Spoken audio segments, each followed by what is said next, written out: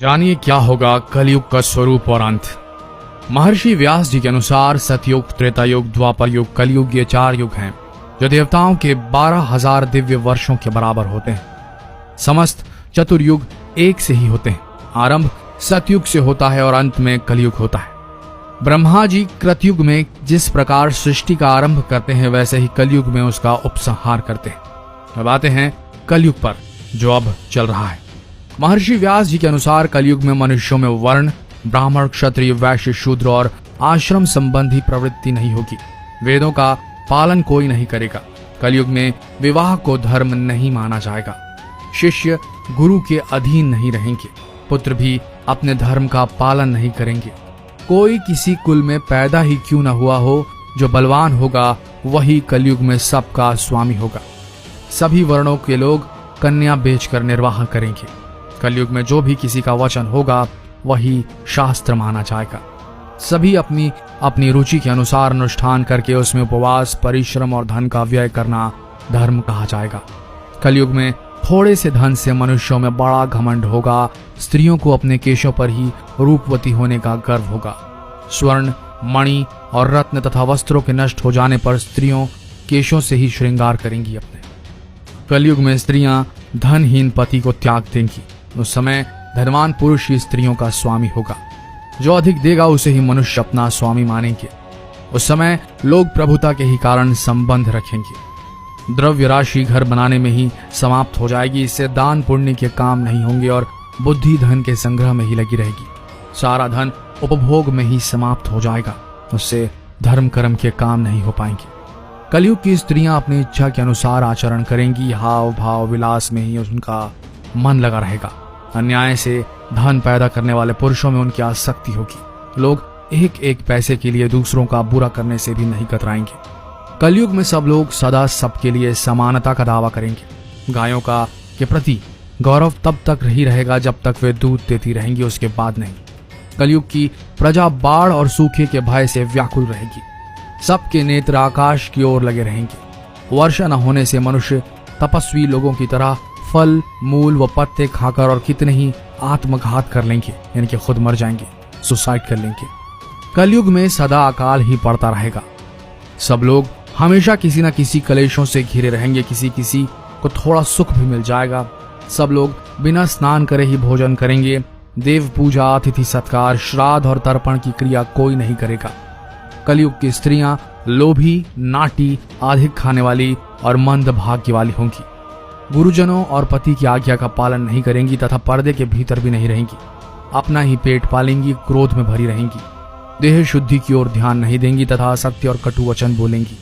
इतना ही नहीं, वे दुराचारी पुरुषों से मिलने की अभिलाषा करेंगी। ब्रह्मचारी लोग वेदों में कहे गए व्रत का पालन किए बिना ही वेदाध्यापन करेंगे। गृहस्थ पुरुष ना तो हवन करेंगे, ना ही सत्पात्र को उचित दान करेंगे।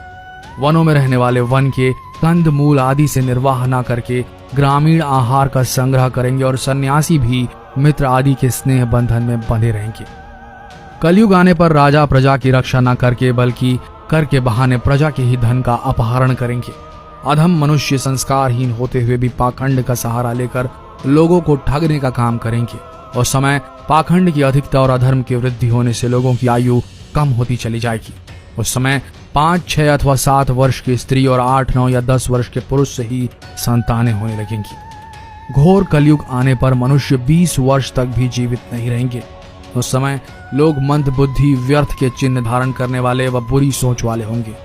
अतः जब जब इस जगत में पाखंड वृत्ति दिखने लगे, साधु पुरुषों की हानि होने लगे, जब धर्मात्मा मनुष्यों के आरंभ किए हुए काम शिथिल पड़ जाएं, जब जब यज्ञों के अधीश्वर भगवान विष्णु का लोग यज्ञों द्वारा यजन न करें, जब वेदवाद को छोड़कर पाखंड में अनुराग बढ़ता जाए, तब तब कलयुग की वृद्धि का अनुमान करना चाहिए। तो समय पाखंड से प्रभावित मनुष्य देवताओं से क्या लेना है, ऐसा कहेंगे। कलयुग में प्रायः लोग घुटनों तक वस्त्र पहनेंगे। चारों वर्णों ब्राह्मण, क्षत्रिय, वैश्य, शूद्र के लोग शूद्रवत हो जाएंगे। कलयुग में लोग सास ससुर को ही लोग गुरुजन समझेंगे। उस समय सुंदर पत्नी और साले आदि ही सच्चे हितैषी समझे जाएंगे। लोग अपने ससुर के अनुगामी होकर कहेंगे कि कौन किसकी किसकी माता और कौन किसका पिता। सब अपने कर्मों के अनुसार ही जन्म लेते हैं और मरते हैं। उस समय थोड़ी बुद्धि वाले मनुष्य मन, वाणी और शरीर से प्रतिदिन बारंबार पाप करेंगे। उस समय कोई सच्चा ब्राह्मण कोई विरला ही होगा। कलयुग में समय चोर राजा जैसा बर्ताव करेंगे और राजा चोरों का सा बर्ताव करेंगे। सबको धन की ही अभिलाषा होगी। स्त्रियां 16 वर्ष की आयु के पहले ही मां बन जाएंगी। स्त्रियां धन लेकर पराये पुरुषों से समागम करेंगी। शूद्र तो वक्ता होंगे और ब्राह्मण चंडाल हो जाएंगे। गांवों की संख्या घटेगी और साधुओं के स्वभाव में भी परिवर्तन होने लगेगा। कोई धर्म का पालन नहीं करेगा। भूमि बंजर होने लगेगी। पुत्र पिता के धन को उनकी आज्ञा के बिना ही हड़प लेने की चेष्टा करेंगे और इसी कारण से एक दूसरे के विरोधी बने रहेंगे। जो शील और सदाचार से भ्रष्ट है ऐसे लोग सुखी रहेंगे। युगांत काल में परलोक संदेह का विषय बन जाएगा। कोई किसी से बंधु बांधव का नाता नहीं रखेगा। लोग ऋण चुकाए बिना ही हड़प लेंगे तथा जिसका शास्त्र में कहीं विधान नहीं है ऐसे यज्ञों का अनुष्ठान होगा। मनुष्य अपने को ही पंडित समझेंगे और बिना प्रमाण के ही सब कार्य करेंगे। तारों की ज्योति फीकी पड़ जाएगी। 10 दिशाएं विपरीत होंगी।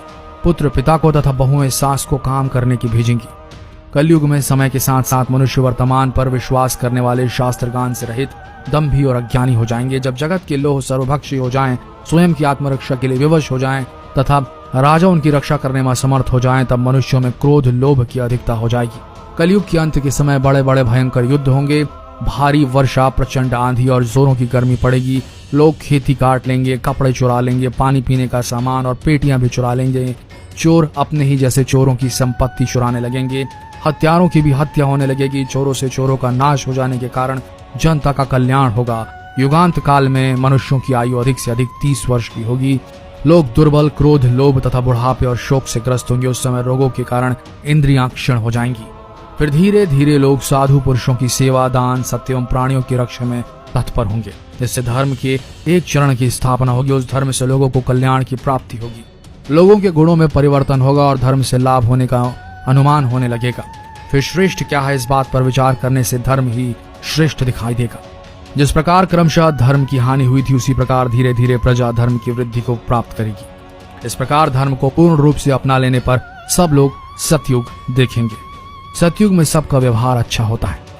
धर्म, अर्थ, काम और मोक्ष के साधन, देवताओं की प्रतिक्रिया, पुण्य एवं शुभ आशीर्वाद तथा आयु, ये प्रत्येक युग में अलग अलग होते हैं। युगों के परिवर्तन भी चिरकाल से चलते रहते हैं। उत्पत्ति और संहत के नित्य परिवर्तनशील यह संसार कभी क्षण भर के लिए भी स्थिर नहीं रह सकता। बात चौंकाने वाली है कि एक समय ऐसा आएगा जब 16 वर्ष की उम्र में बाल सफेद हो जाएंगे और 20 वर्ष की उम्र में बुढ़ापा आ जाएगा। ब्रह्म वैवर्त पुराण में बताया गया है कि कलयुग में ऐसा समय भी आएगा जब इंसान की उम्र बहुत कम रह जाएगी। युवावस्था समाप्त हो जाएगी। इस पुराण में कलयुग में किस प्रकार का वातावरण रहेगा, इंसानों का जीवन कैसा रहेगा, स्त्री और पुरुषों के बीच कैसे संबंध रहेंगे आदि बातों की भविष्यवाणी की गई है। यहाँ जानिए इस पुराण में कलयुग के लिए क्या क्या भविष्यवाणी पहले से ही कर दी गई है। इंसानों की उम्र हो जाएगी बहुत कम। कलयुग में इंसानों की उम्र बहुत कम हो जाएगी। स्त्री और पुरुष दोनों ही रोगी और थोड़ी उम्र वाले हो जाएंगे। 16 वर्ष की आयु में ही लोगों के बाल पक जाएंगे और 20 वर्ष की आयु में ही वृद्ध हो जाएंगे। युवावस्था समाप्त हो जाएगी। यह बात सच भी प्रतीत होती है क्योंकि प्राचीन काल में इंसानों की औसत उम्र करीब 100 वर्ष रहती थी। इस काल में 100 वर्ष से अधिक जीने वाले लोग भी हुआ करते थे। उस काल में 100 वर्ष से अधिक जीने वाले लोग भी हुआ करते थे। लेकिन आज के समय में इंसानों की औसत आयु बहुत कम हो गई है। भविष्य में भी इंसानों की औसत उम्र में कमी आने की संभावनाएं काफी अधिक है क्योंकि प्राकृतिक वातावरण लगातार बिगड़ रहा है और हमारी दिनचर्या असंतुलित हो गई है। पुराने समय में लंबी उम्र के बाद ही बाल सफेद होते थे, लेकिन आज के समय में युवा अवस्था में ही स्त्री और पुरुष दोनों के बाल सफेद हो जाते हैं। जवानी के दिनों में बुढ़ापे के रोग होने लगते हैं। पुरुष होंगे स्त्रियों के अधीन। भगवान नारायण ने स्वयं नारद को बताया है कि कलयुग में एक समय ऐसा आएगा जब भी सभी पुरुष स्त्रियों के अधीन होकर जीवन व्यतीत करेंगे। हर घर में पत्नी ही पति पर राज करेगी। पतियों को डांट डपट सुननी पड़ेगी। पुरुषों की हालत नौकरों के समान हो जाएगी। गंगा भी लौट जाएगी बैकुंठ धाम। कलयुग के 5000 साल बाद गंगा नदी सूख जाएगी और पुनः बैकुंठ धाम लौट जाएगी। जब कलयुग के 10,000 वर्ष हो जाएंगे तब सभी देवी देवता पृथ्वी छोड़कर अपने धाम लौट जाएंगे। इंसान पूजन, कर्म, व्रत, उपवास और सभी धार्मिक काम करना बंद कर देंगे। अन्न और फल नहीं मिलेंगे। एक समय ऐसा आएगा जब जमीन से अन्न उपजना बंद हो जाएगा। पेड़ों पर फल नहीं लगेंगे। धीरे धीरे ये सारी चीजें विलुप्त हो जाएंगी। गाय दूध देना बंद कर देंगी। समाज हिंसक हो जाएगा। कलयुग में समाज हिंसक हो जाएगा। जो लोग बलवान होंगे उनका ही राज चलेगा। मानवता नष्ट हो जाएगी। रिश्ते खत्म हो जाएंगे। एक भाई दूसरे भाई का ही शत्रु हो जाएगा। लोग देखने, सुनने और पढ़ने लगेंगे अनैतिक चीजें। कलयुग में लोग शास्त्रों से विमुख हो जाएंगे। अनैतिक साहित्य ही लोगों की पसंद हो जाएगा। बुरी बातें, बुरे शब्दों का ही व्यवहार किया जाएगा। स्त्री और पुरुष दोनों ही हो जाएंगे अधर्मी। कलयुग में ऐसा समय आएगा जब स्त्री और पुरुष दोनों ही अधर्मी हो जाएंगे। स्त्रियां प्रतिबद्ध धर्म का पालन करना बंद कर देंगी और पुरुष भी ऐसा ही करेंगे। स्त्री और पुरुषों से संबंधित सभी वैदिक नियम विलुप्त हो जाएंगे। चोर और अपराधियों की संख्या बहुत अधिक हो जाएगी। इस काल में चोर और अपराधियों की संख्या इतनी अधिक बढ़ जाएगी कि आम इंसान ठीक से जीवन जी नहीं पाएगा। लोग एक दूसरे के प्रति हिंसक हो जाएंगे और सभी के मन में पाप प्रवेश कर जाएगा। कल की अवतार करेगा अधर्मियों का विनाश। कलयुग के अंतिम काल में भगवान विष्णु का कल की अवतार होगा। यह अवतार विष्णु यशा नामक ब्राह्मण के घर जन्म लेगा। भगवान कल की बहुत ऊंचे घोड़े पर चढ़कर अपनी विशाल तलवार से सभी अधर्मियों का नाश करेंगे। भगवान कल की केवल 3 दिनों में पृथ्वी से समस्त अधर्मियों का नाश कर देंगे। ऐसे आएगी प्रलय। कलयुग में अंतिम समय में बहुत मोटी धारा से लगातार वर्षा होगी, जिससे चारों ओर पानी ही पानी हो जाएगा।